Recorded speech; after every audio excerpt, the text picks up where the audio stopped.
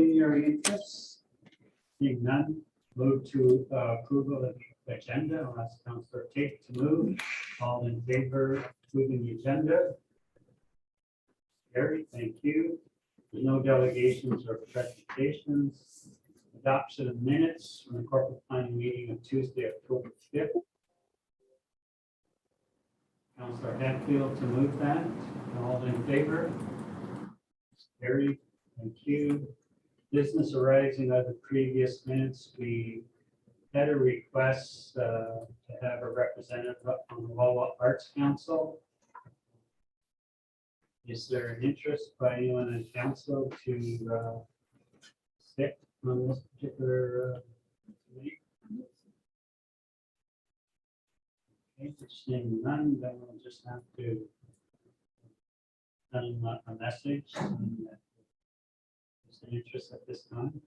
Did they answer all your questions, Kathy? So we did reach out to the Arts Council, and apparently the group has met, and they have now asked that because they're still in their infancy stages, just putting this group together. They're at this time they're looking for a staff representative to sit on their committee. So the CAO has indicated that she will talk with the staff and find an appropriate individual to sit on that group. Would that be a paid position or? No, voluntary. Voluntary. Okay. So just follow up with them on that then. Thank you. Item 6.2, if you recall, we had a discussion with two gentlemen from Wayfinders, and they created a summary of the strategic plan. I still think in terms of as council moves forward, to specifically look at what they want to address, it will likely come up looking a little different in terms of some of the initiatives. That was my interpretation.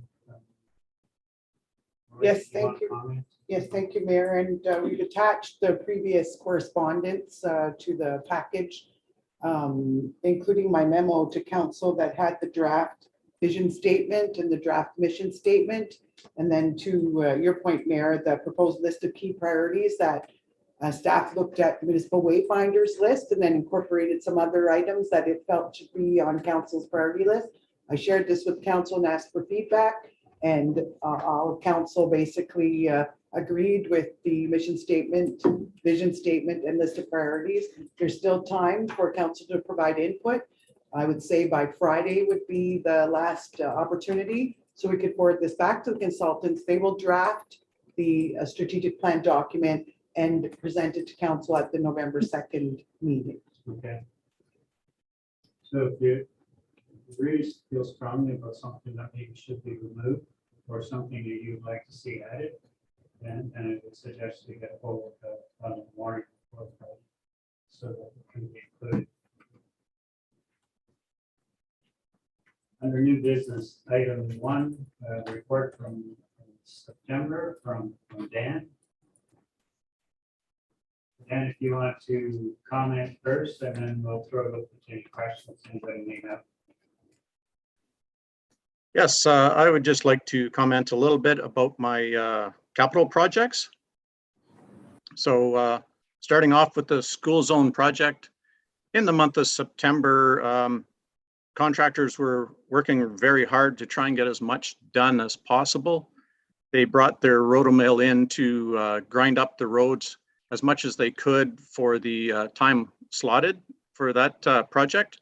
So about 50% of the roads got done, with just around the school where the sewer is going to be dug up for next year.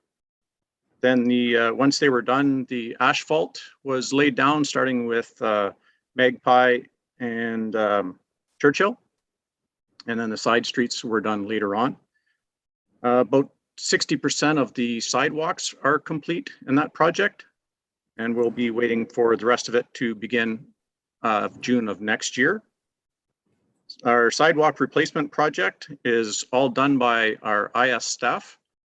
So in the month of September, we've completed about 800 meters of sidewalk, with the ending from Chris Simon Drive to Churchill. And then our Woodland Cemetery expansion, I have Tulloch Engineering doing the survey of the proposed property.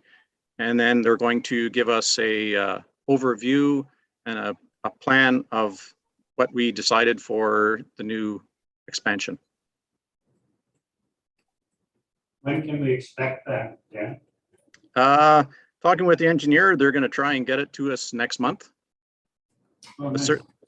Yeah, the survey is almost complete, so they're going to take our design, what we forward to them, and they're going to try and come up with something for next month.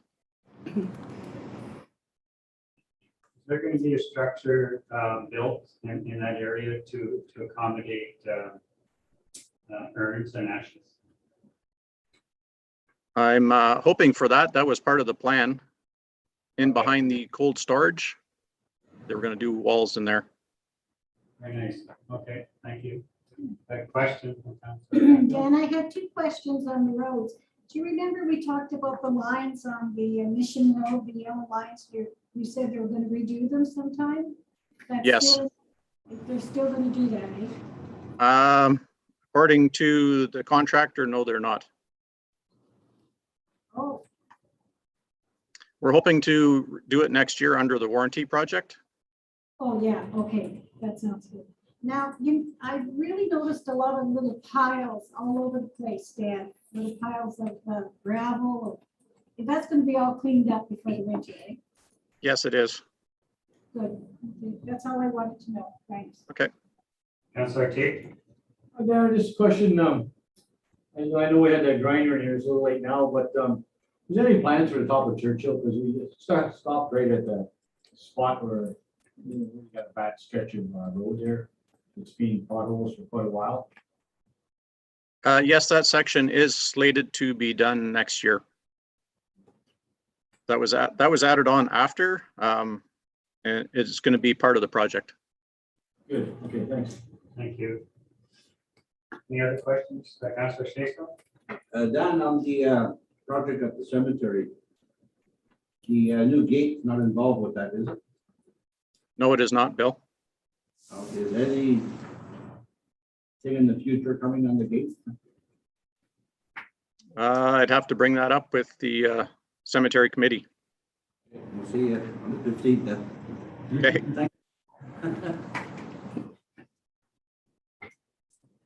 Okay, if there are no further questions, thank you, Dan, for your report and for all those answers. Okay, thank you. To item 7.2, valid third quarter financial report. And just before you begin, I just want to say I enjoyed reading the report and appreciated all of the comments explaining the variances throughout your report. So I'll let you make initial comments and then we can take questions. Thank you. That was really my concern too, was to point out that although there are variances, they're not really a concern. So I did throughout the report just highlight them, and I'll just quickly recap them here tonight if that's okay. Yes. Administration, there was a variance of about 1.2 million. So this is not a concern because mostly this variance is due to entries that happened during the year-end process in the fourth quarter, which we're just entering into now. So 866,000 of that variance is grant revenue, which will be recognized in year-end entries. Almost 307,000 is transferred from reserves, which we also do as part of the year-end process. And the remainder is made up of small items over a variety of accounts.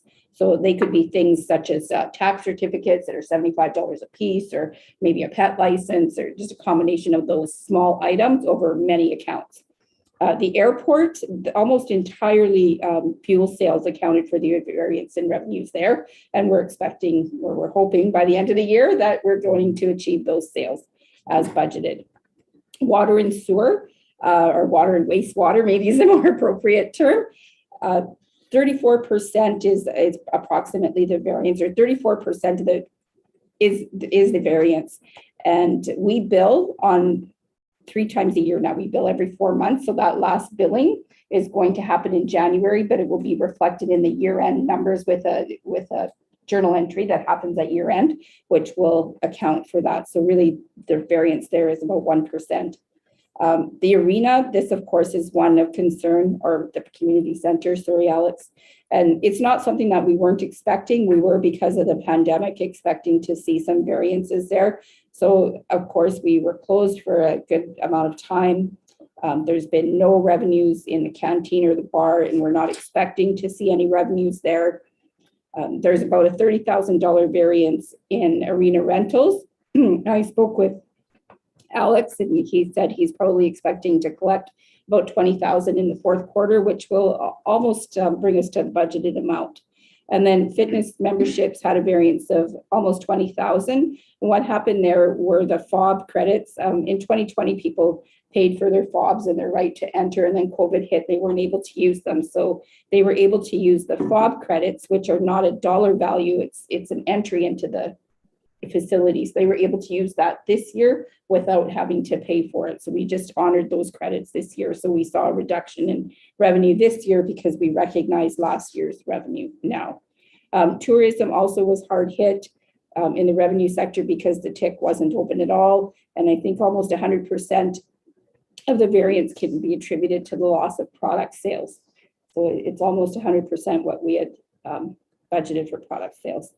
On the expense side, taxation had a fair variance. And when we think about this, there was 2 buildings that we sold this year that have been historically, they've been through at least one failed tax sale process. They've been part of our bad debts every year. We've not collected taxes on them probably for anywhere from 10 to 20 years. So every year we write off those taxes. We have to budget for the taxes as if we're going to receive them in revenues. And at the end of the year, we have to write it off as an expense as uncollectible. So earlier this year, when we sold those 2 properties, council made a decision to do a write-off.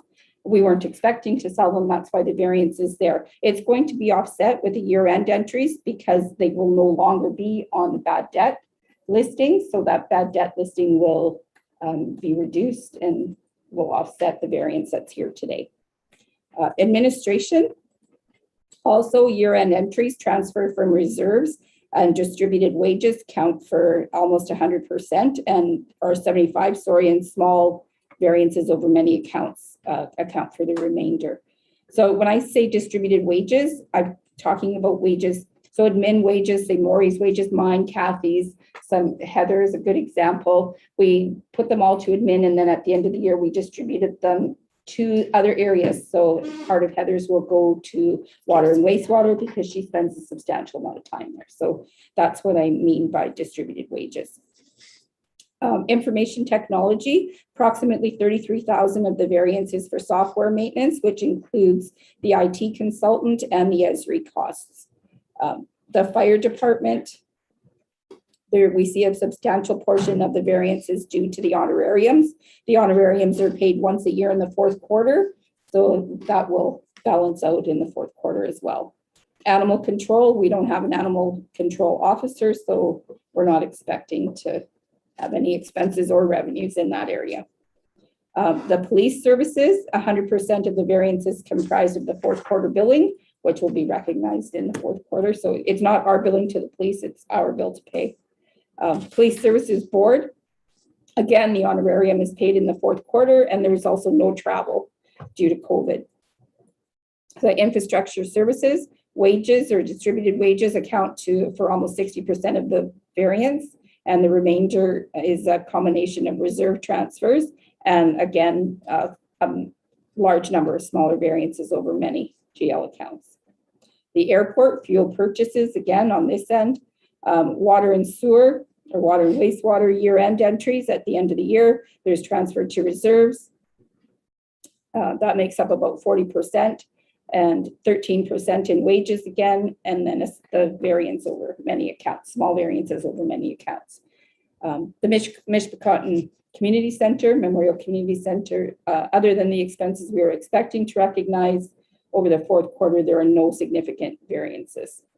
So we did do a good job of planning for COVID in this year. So planning and development, there was a significant jump in 2020. So we budgeted for the upswing in 2021, and it hasn't happened yet, I believe, so. And then tourism, the TIC was closed.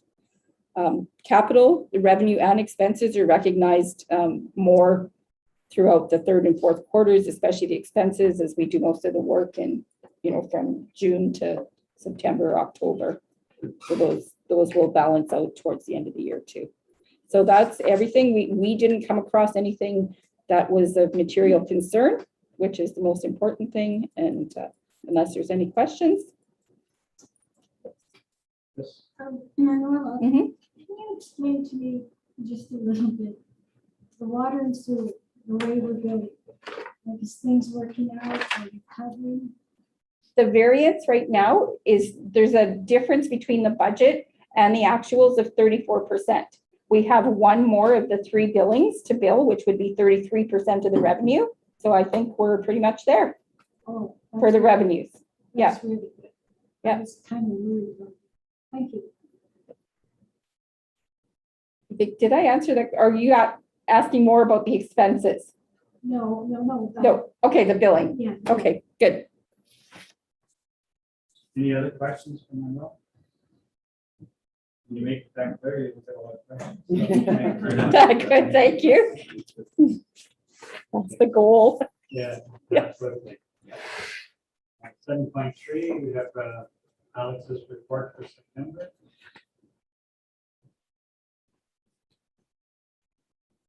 So September, we really focused on reopening the community center. We had some events just before we started spooling up for ice and everything like that, which was the fall fair, which went super well. And there was a couple of councilors in attendance, and it was great to see everybody out.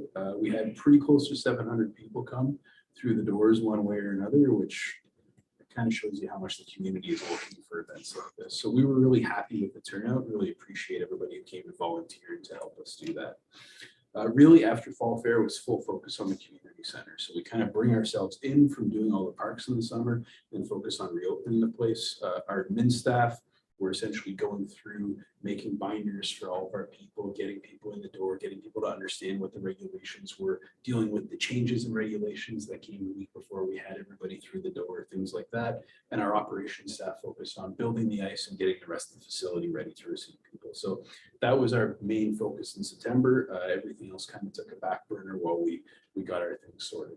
I think the reopening went very well. We had people come in starting the week of the 20th, which was our off-ice programming. So we had 1 week to do one group of people and then a second week to do a second group of people at the end of September. Both of those went very smoothly. We were all on hand throughout the time to make sure that people understood the rules. We didn't have any conflicts, things like that. And overall, we're pretty happy with how it went. So right now at the arena, everything is operating pretty well up to spec.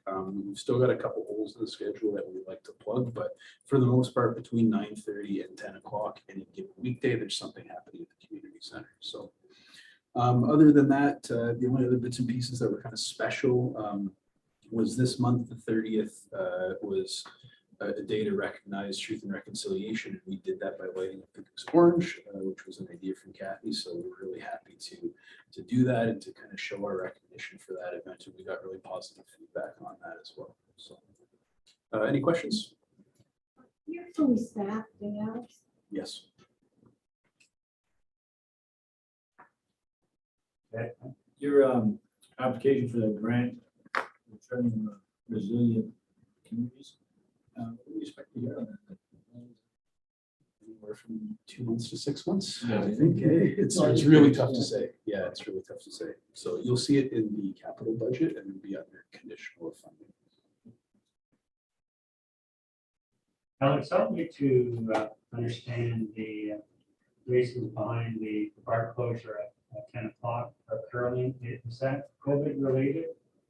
So I guess the best way to explain it is we're trying to keep people from mingling at the community center as much as it's possible when they're doing their activities, right? So for example, for all of our other sports, whether it's dance or hockey or figure skating, whatever it may be, we're telling people they have 20 minutes to come in the facility and then they've got 10 minutes to essentially get dressed and leave the facility. So what we've done for curling is we understand that there's a pretty major social aspect there. So we've given them an hour between the last draw and the end of curling to get everybody out. The second thing that it helps us do is it helps us sanitize the area. So obviously we've reduced our sanitizing this year. We don't have to have buffer times between things anymore, but we still have to maintain sanitary conditions in the facility.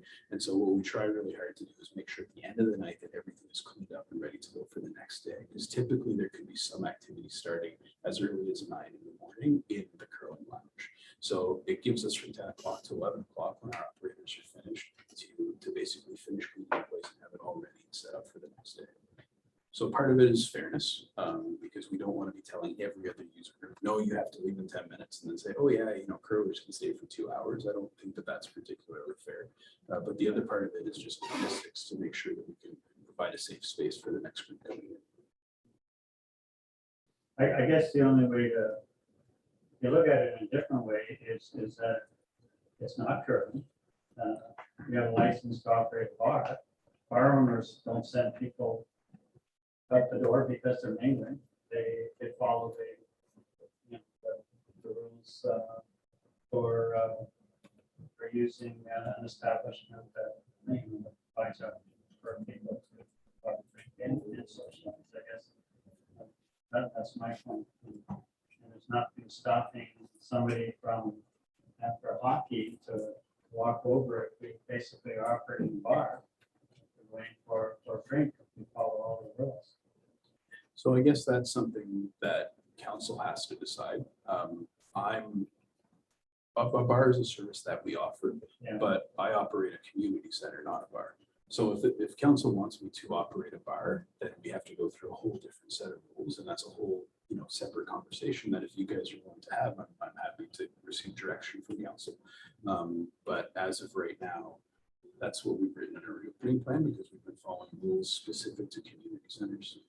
So rules are changing in the province. So let's say if somebody rented a community center for a wedding and you open a bar, would you have the bar open until 1 o'clock in the morning? We've actually been working on some food service regulations for the community center and trying to parse through what we can and what we can't do, because we have Christmas parties coming up and people have been asking us, what are the rules and how do we do this and stuff like that. So that's something that basically after we finish reopening the facility, we've started working on how do we get people in here? How do we accommodate that safely? What are the hours? Things like that. So I mean, unfortunately, I don't have an answer for you right now, but what we're looking at right now is limiting it more than a regular year, so we have that time afterwards to make sure that we're ready for the next day.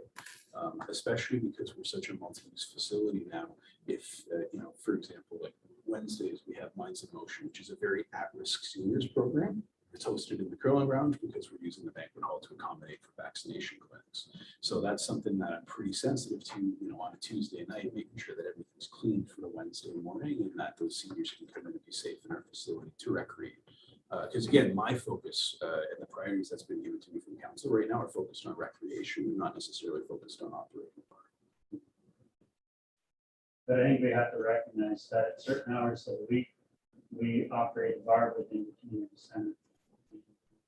And we also noted we're down in revenues and we do eventually have to pay the bills. And I know some of the curlers, like they don't see their friends for a week and sit around for a while. But if all the rules are followed, I don't see why we can't try to make arrangements for that.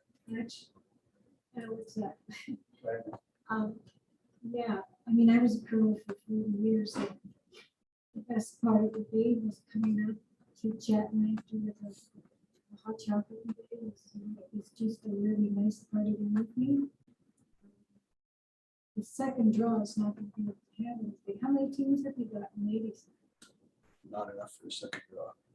What about the men? Now they have just 4. Mix?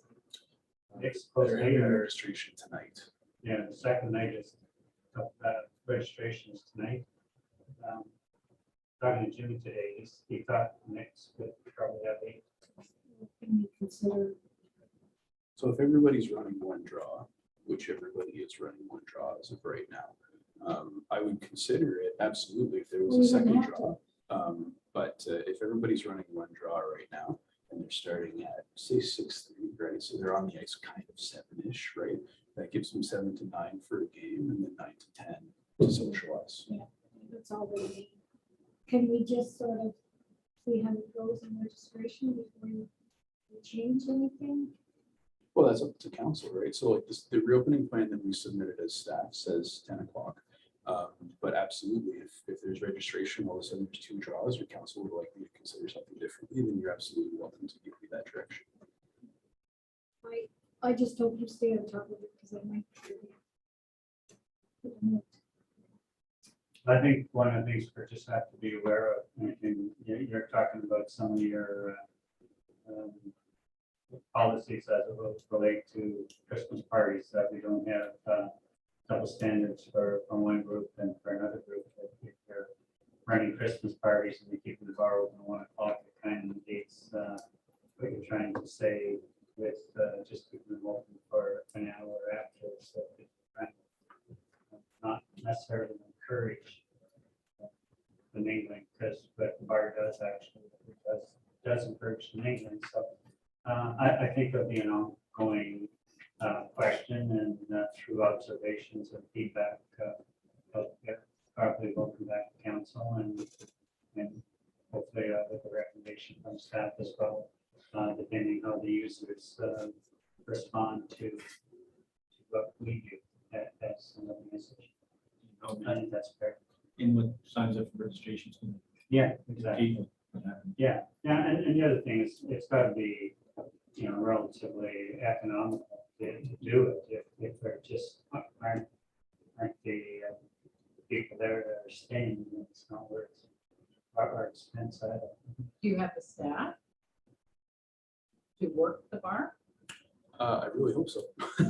Yeah, I'm expecting at least 2 to come back. Usually we have 3, so I'm not sure about the 3rd yet. But we've also been really lucky over the last couple of years. We've been able to train a lot of people from the community when they come in for special events like fixture and stuff like that. So we do have lots of others to call if I don't have my regulars back, but I really hope I get my regular bar staff back for sure. Yes. So if I may, Mayor, some of the curling executive have contacted the municipality through Alex to ask for consideration of different bar hours. And Alex did reply back to the organizer, who said he would contact all the different curling divisions. And we have not heard anything back requesting to extend the bar hours past 10 p.m.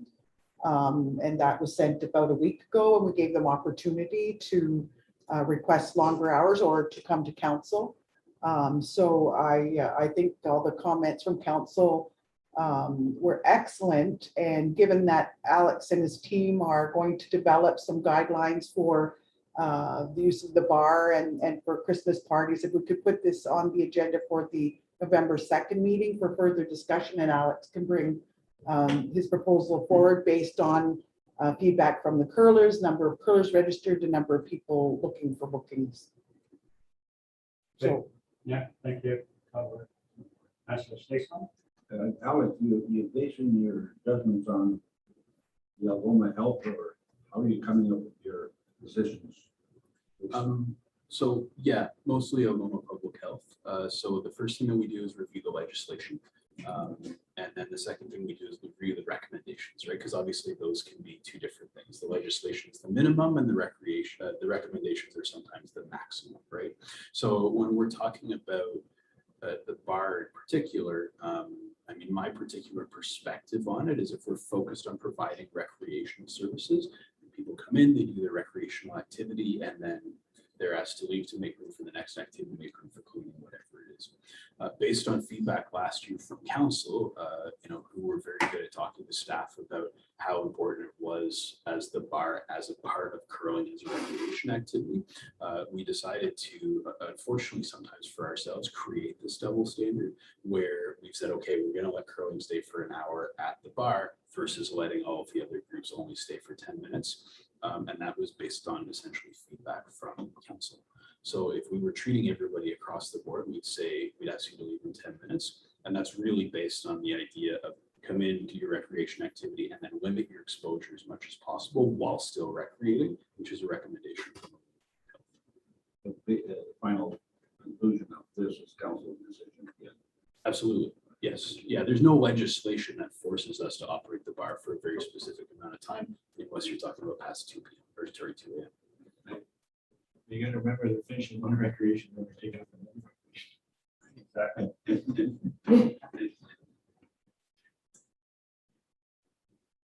I've been on teams that finish very quickly. So we'll move to the next item regarding hazardous effects. Sorry, Alex, thank you for your report and answering our question. On hazardous waste collection, so we had a letter from a resident with an idea to be able to dispose of hazardous waste more often throughout the year. And still on, did you wish to speak to this in terms of some of the issues that would be related to collecting and storing this year round? Yes, I would. I can give you a little overview of what has happened. So I've been part of the Hazardous Waste Day for the last 7 years for the municipality. In the last 7 years, there hasn't been a big increase in the amount of people that come by. It's usually around 100 people, no matter what the weather is. It's not a moneymaker. The town gets about maybe 50% of their money back from the Hazardous Waste Day, which is, it costs the town around $20,000 to do this one day event. So for us to set up another site, which we don't have the area or the amendments to do it, I don't think it would be cost effective for us to do this. This orange drop project has ended in on September 30th of this year, as the stewardship program ceased to exist anymore for that hazardous waste. Okay, thank you. Does anybody have any questions? So if I understand Dan correctly, this program's not going to be available anymore? It's going to be privatized. Pardon me? It's a privatized program now, so you have to be part of the vendors. We go strictly off the other companies, so we set up new contacts with them, and then we still have a hazardous waste day, but we go directly through them. This is not through the Ontario government. Oh, okay, thanks. Is it a day or is it 4 hours? It's 4 hours. Well organized. They have a lot of staff, and you just pull in, they have it outlined, it's kind of like a circle, and you just pop the trunk, and they'll come and remove everything and put it in the proper place. You don't even have to get rid of the car. So, yeah, it works really well. So I guess, Yeah, go ahead, Matt. the issue with this letter, I think it's just that somebody was late, and this is well advertised, I take it, because I know I've heard it on the radio. Yes, we And- put it out for a whole month in social media. We start in August. And you did well, because you accepted that anyways, even after the time. And we need to have it. I mean, that's part of our environmental commitments. And so the only thing could change is maybe to have another hour longer or something, but otherwise, this works. And like you said, the numbers haven't changed, and it's pretty well stayed the same for the last 7 years. So I don't really think there's an issue here. I think the person who wrote the letter deserves to have a reply.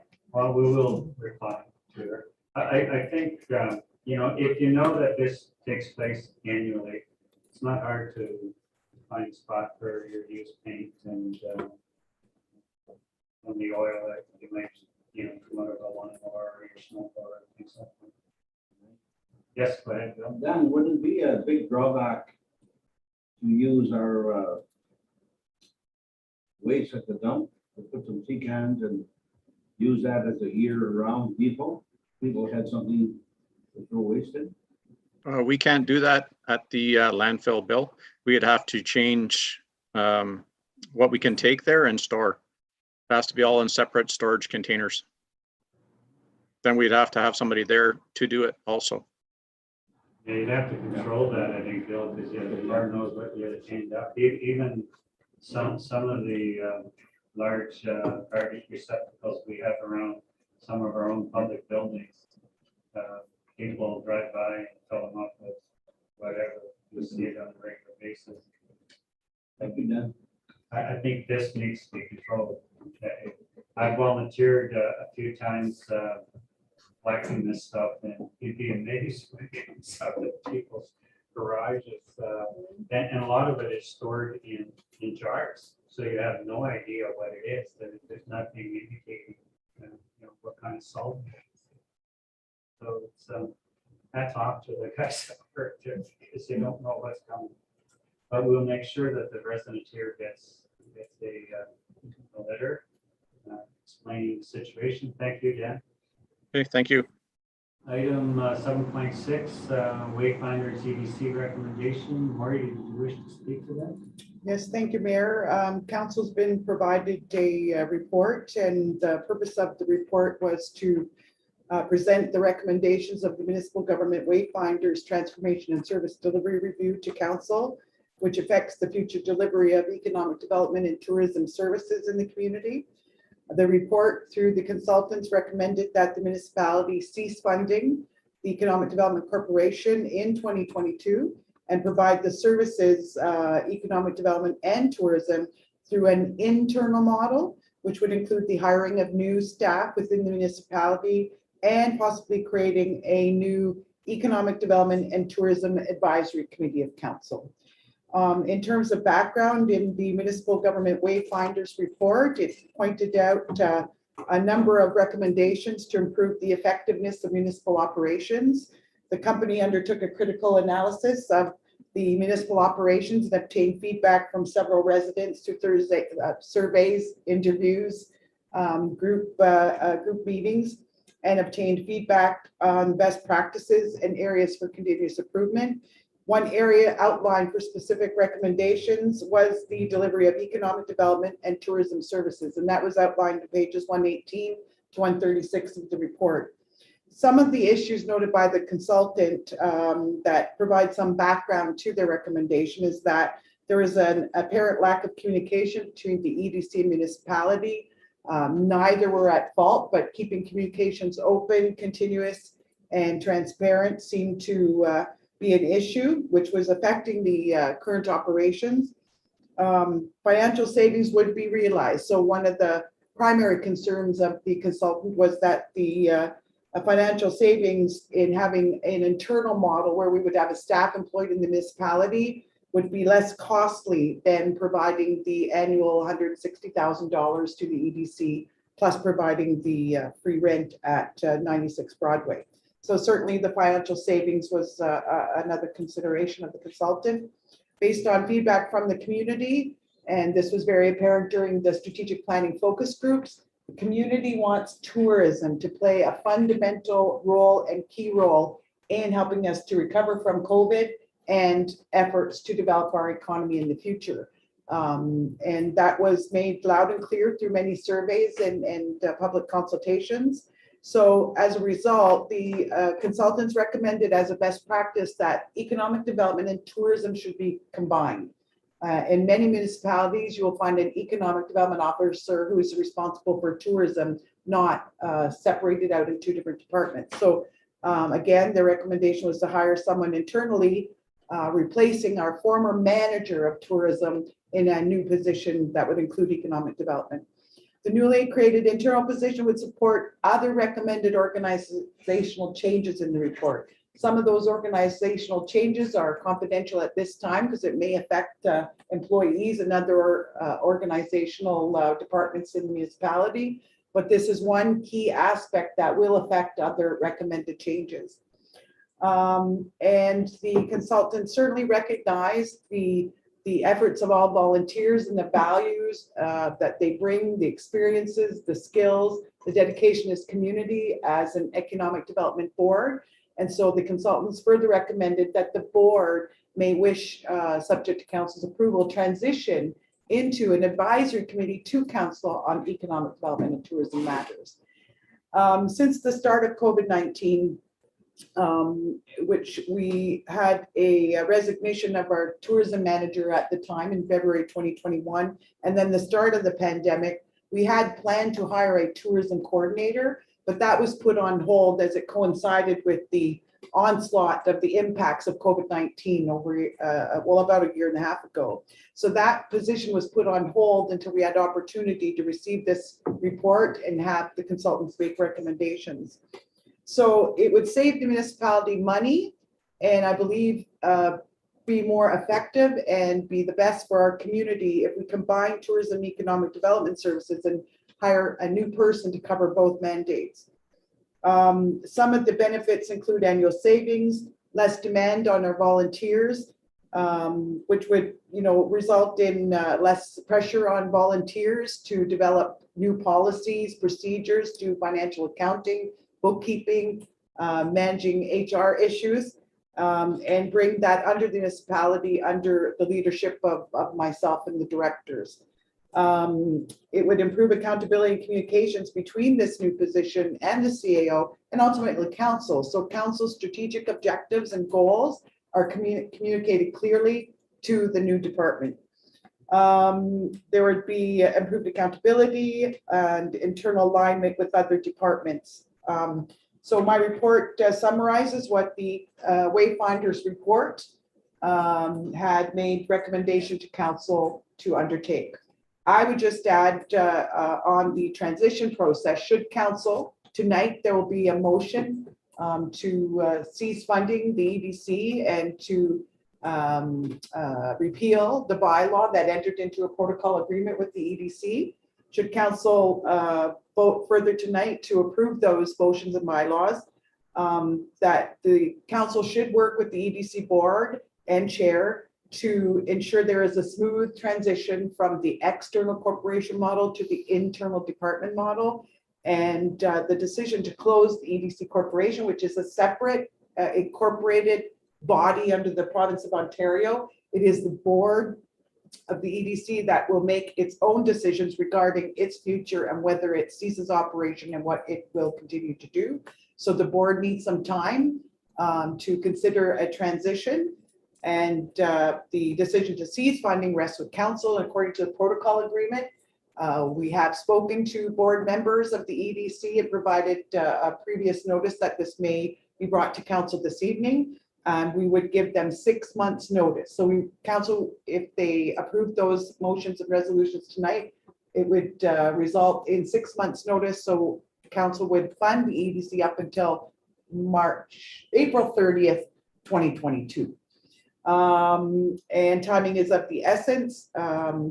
And we would recommend that council and the EDC board work together to ensure a smooth transition process. So in conclusion, the municipal transformation report did make a recommendation to move this way and cease funding to EDC Corporation and begin a process to deliver economic development and tourism services internally. Thank you.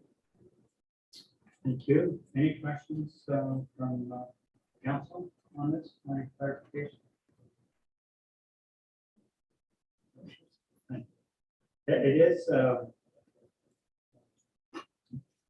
policy in corporate meetings where we have accepted questions and comments from the audience, and the EDC chair is here. Liz, if there was any comment, anything you would like to say to council, you're certainly welcome at this time to say anything. Nancy, did you have a question? Yeah, actually, there's Lauren Johnson, who she had the whole thing.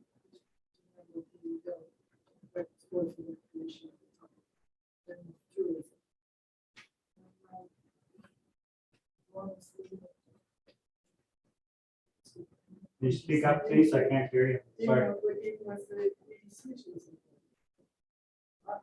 just don't understand because Lauren Johnson did tourism. I was part of that as well. With tourism commission stuff and stuff like that. Occasions to find out about what was the new thing in tourism? I think it's just like this. I don't know. I would think it should be something Yeah. like diesel.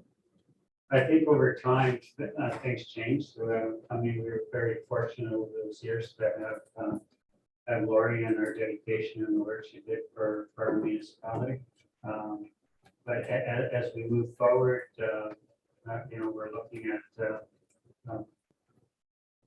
a new way of trying to provide this service. And, change is difficult at times, but I think we need the challenges and the opportunities that change will bring to the municipality should we decide to move in that direction. So thank you again for that report. All right, those two issues will come up in our regular meeting. So that concludes this one. Our next corporate is November 2nd. And I'll ask Councilor Ken to move that report. Could you do 7.4? Oh, I Right close They to- were right close to me. and Kathy was very quiet about that. Sorry about that.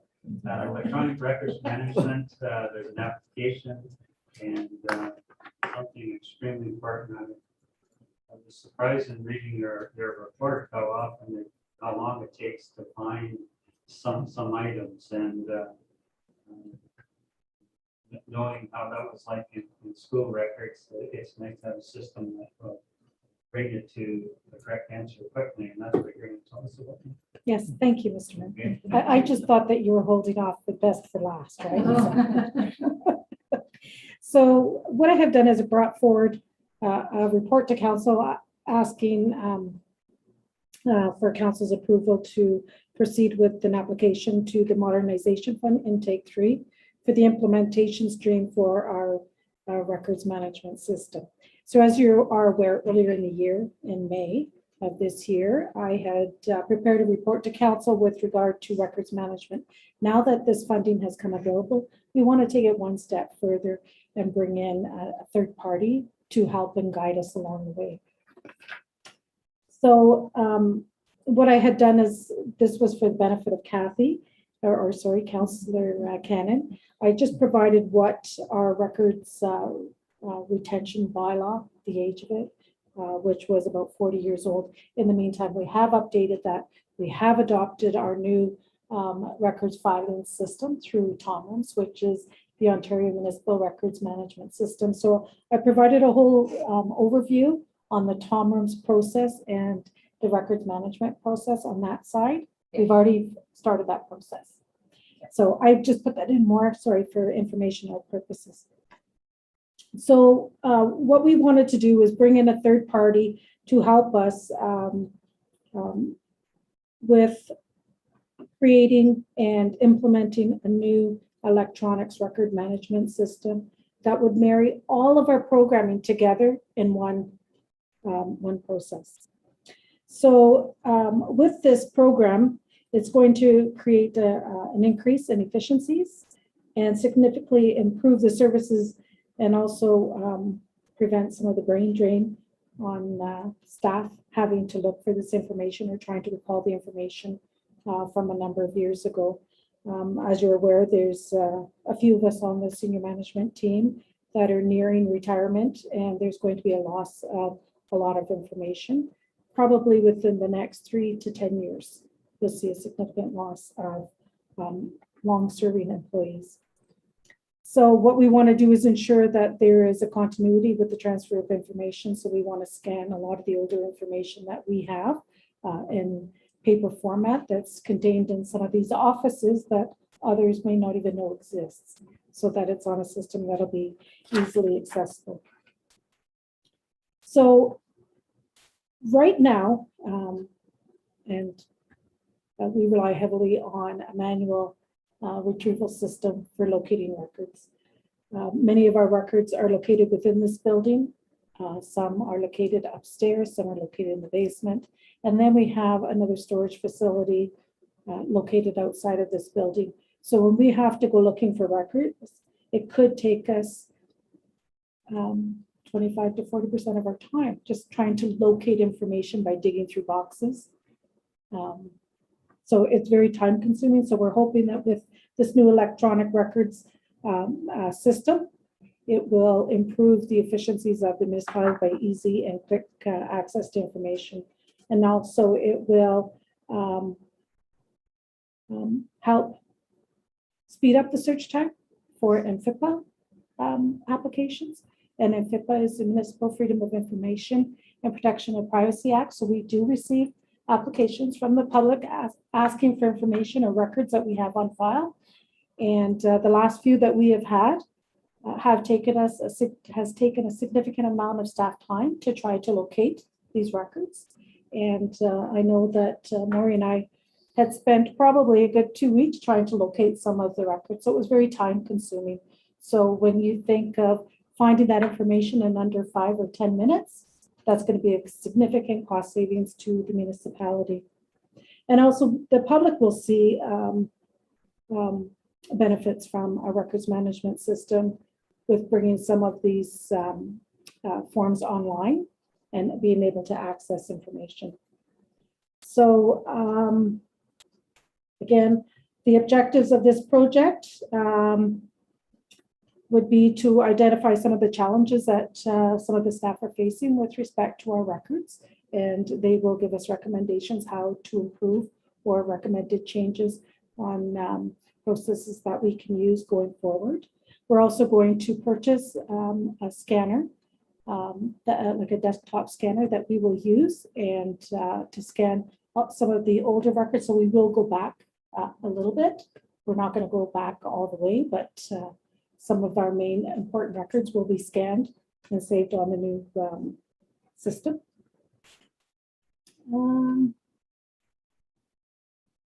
And of course, with the new system, we'll be able to streamline the document distribution through an automated workflow routing and notification, thereby improving our accountability. We'll be able to quickly create copies and distribute through email. So it'll be a lot quicker than what our current processes are, because everything will be automated. Sorry. There'll be a few days on required for training, both through the TOMRAMS process and electronic records management. So we see that there will be an increase in cost efficiency and see a lot of savings for the municipality, especially when it comes to staff time searching records. It is our intent to also bring in a person on contract for a period of maybe 1 to 2 years to help scan some of the older files and put that onto our system. And that's pretty well it. I did indicate in my report that we were applying for funding between 133 and 151,000, but that was based on a 3-year term. That is not the case. So the dollar amount actually went down. So the maximum amount that we have asked for is $135,000. Any questions? Kathy, I'd like to understand, if I wanted to go into the system and look at a bylaw, look at a resolution or policy, I could do that a lot faster than I can now. Well, right now for the general public to access information, they can go through our meeting portal to access that information. But when it comes to staff, it'll be a lot quicker because everything will be automated and saved in one common records filing system. Because right now everyone has their own separate, I want to say like a filing box on the server where everybody has set up their own filing systems. This is going to bring them all together and we're forced to use one common filing system. Now we won't have access to everything, but everyone will be filing using the same numbering system and in the same location. This would eliminate all these extra filing boxes, electronic filing boxes. It sounds very interesting. It'll take some time to to bring it to realization, and we're looking forward to it. I'm a little bit afraid, but at the same time, I'm excited to see us move in this direction. Clean up our records. Yeah. And the hole in the floor. And it was showing from below where you had to access files. At one time, in the vault, the room that you're referring to, that hole was opened up and there was an old ladder. And I was actually afraid to go on the ladder, and I actually called the chief of police and asked him if he could go down and get a couple of boxes for me. Because he was able to access that room from the basement, because I didn't want to use that ladder, and besides that, I saw spiders. Sorry. Originally was a dungeon. Kathy, is there through the legislation outlining the amount of time certain files have to be kept? by the Yes. municipality? Yes, and we haven't met that legislation. We have kept some records belong much longer than what we're required, and we need to get rid of it. So this will be part of that process as well. What is the maximum? Depending on what the item is, some records are permanent. Some records may only be 3 years, some may only be 1 year, some may be 7 years. Depends on what the record is. It's going to be huge. But it will remind us that records are now due for destruction, and it would take 2 people to approve that destruction of the record. So an application for a burning permit probably wouldn't last very long. Yeah. But other important items. I know in school records, you have to keep them for 65 years. Basically the whole lifetime someone attends. Well, for example, roll books, they're permanent records. We're not to destroy them. What is roll books? Now we have them wrapped with elastic band, some of them from the 60s downstairs. I find that it's very interesting, and certainly hope that we're successful with the grant application to get that. And thank you for yes, saving the best for last. And it sounds like there will be an employment opportunity for someone. Yes. So part of that 130 some thousand for successful will cover that, so that's great. So now I can go back to where it was a few minutes ago and ask Councillor Cannon to move that we adjourn the meeting at 7:28. All in favor? Carried. Thank you. Chance to move your computers and get to the next meeting. Council meeting.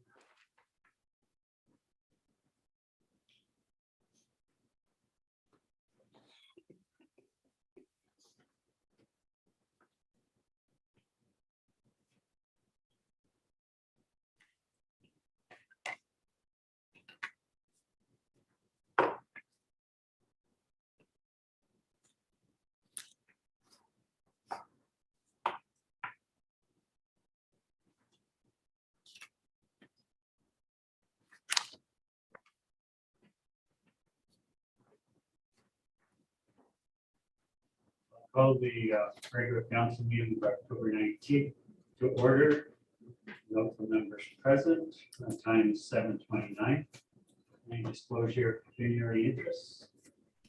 Being none, move to the approval of the agenda. We have a resolution. Moved by Councillor Chason, second by Councillor Cannon. Resolved that the agenda for the regular meeting of council scheduled for Tuesday, October 19th, 2021 be approved as amended. Any comments, questions? Hearing none, call the question. All in favor? Carried. Thank you. No delegations or presentations, announcements and giving of notice. So there's a list of various meetings next few weeks. Item 6, adoption of the minutes from our meeting on Tuesday, October 5th. We have a resolution. Moved by Councillor Cannon, seconded by Councillor Chason. Resolved that the following minutes of the meeting of council be adopted as presented. Minutes of a regular meeting of council held on Tuesday, October 5th, 2021, as contained on pages 1 to 7, inclusive of the minute book. Questions? All in favor? Carried, thank you. Next item deals with the submission of our community safety and well-being plan. Kathy, you worked a lot on that. Did you want to comment on that? A letter about that? So,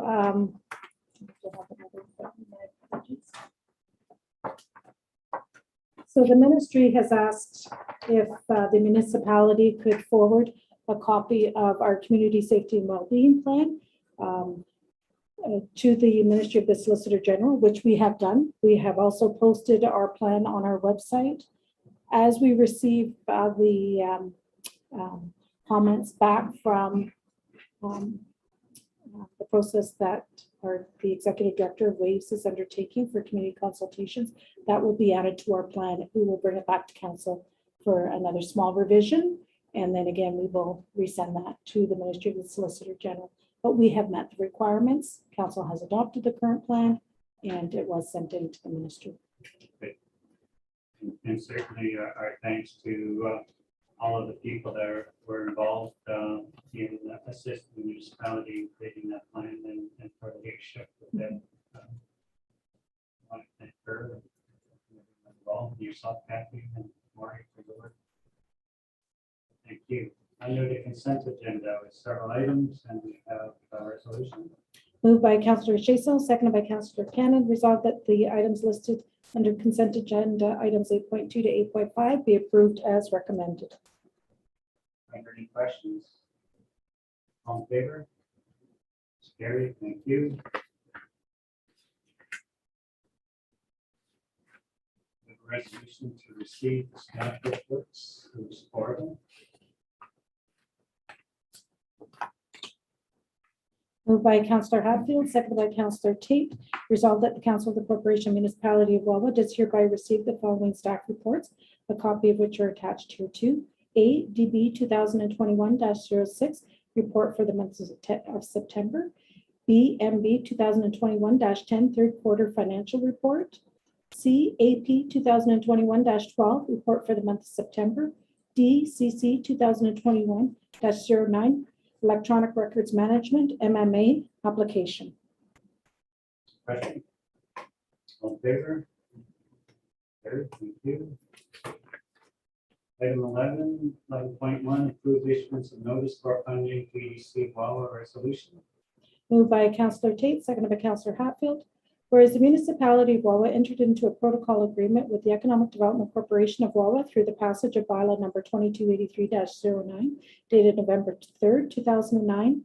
And whereas the purpose of the protocol agreement was to ensure that there is an understanding of accountability and function between the EDC of Wawa and the municipality of Wawa. And whereas the municipality of Wawa provides core funding financial assistance for the EDC's operations as outlined in the protocol agreement and approved through council's annual budget.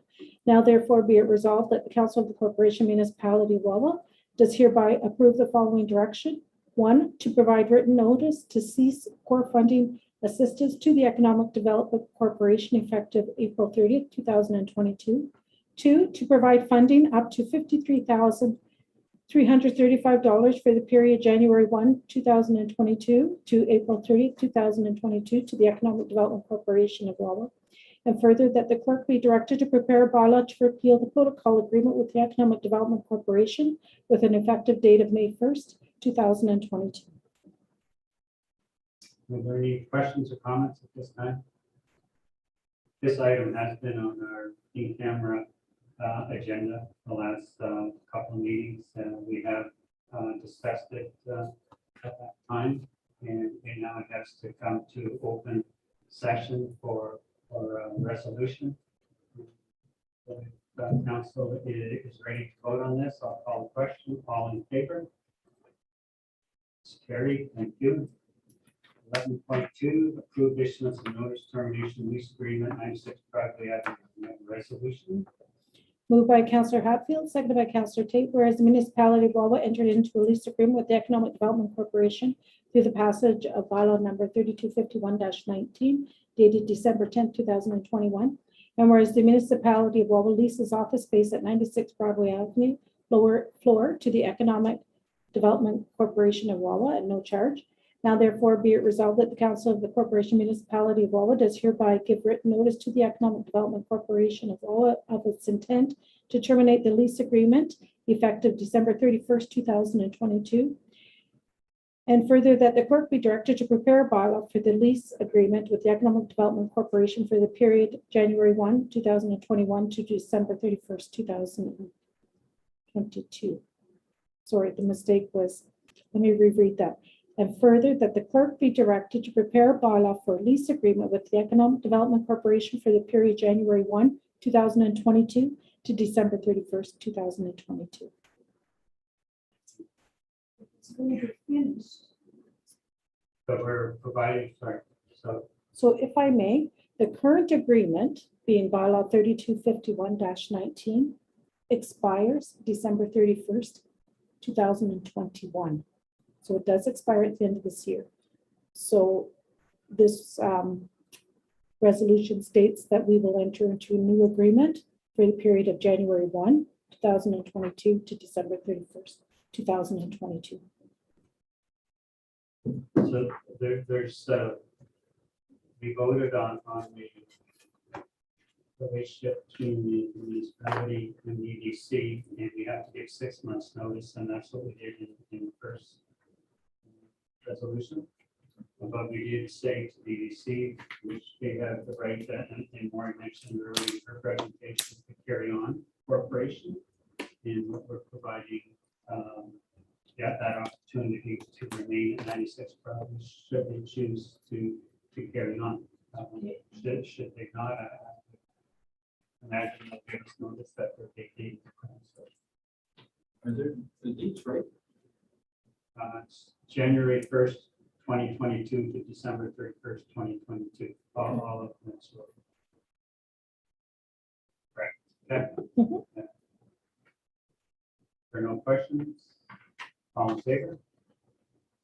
It's carried. Thank you. And nothing under notice of motion bylaws. We have first, second, and third reading. We have a resolution. Moved by Councillor Tate, seconded by Councillor Hatfield, resolved that the following bylaws be introduced and read first, second, and third time, and finally passed, and that the mayor and clerk do sign and seal the same. Any rule of this council to the contrary notwithstanding, bylaw number 3436-21 to confirm the proceeding of council held at its meetings held on the 19th day of October 2021, bylaw 3437-21 to amend bylaw number 3419-21 and for funding under the Investing in Canada Infrastructure, ICIP, COVID-19 Resilience Infrastructure Stream Local Government Intake Stream Projects for the Wawa Sidewalk Improvement Project, bylaw number 3438-21, to repeal bylaw number 3429-21, to enter into a tenancy agreement with Justin White and Claire McDonald respecting the lease of the residential apartment located at 96 Broadway Avenue, upper floor, Wawa, Ontario, bylaw number 3239-21, to authorize the municipality of Wawa to enter into an agreement with the Economic Development Corporation for the lease of the east end of 96 Broadway Avenue, lower floor, for the Economic Development Offices, bylaw number 3440-21, to authorize the municipality of Wawa to cancel the protocol agreement with the Economic Development Corporation effective May 1st, 2022. Any questions? All in favor? It's carried. Thank you.